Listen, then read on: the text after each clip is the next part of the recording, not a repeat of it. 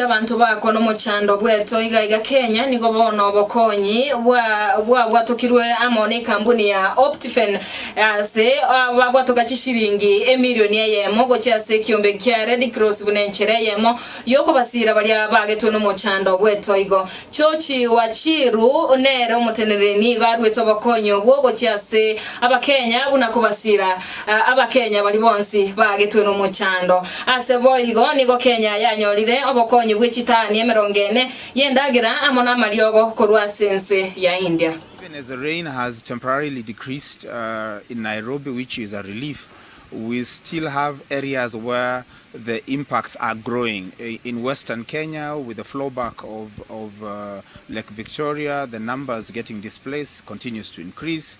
In Tana River, because of the effects of the water going downstream, the numbers are also increasing and the needs are quite dire. And for us at Optiven, we were able to see what happens in Mai Mahiu and other areas.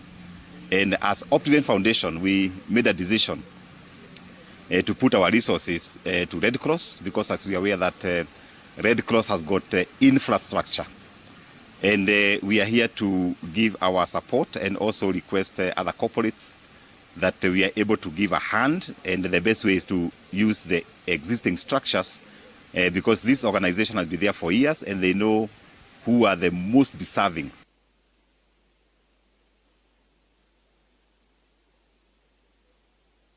Continuous support from India underscores the very strong bond between our nations and the spirit of mutual assistance that defines our relationship.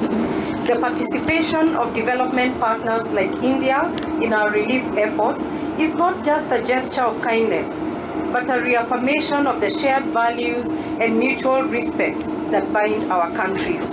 Your support is indeed very instrumental in helping us mitigate the impact of this natural disaster and in ensuring that the affected populations receive the necessary assistance they require in order to rebuild their lives.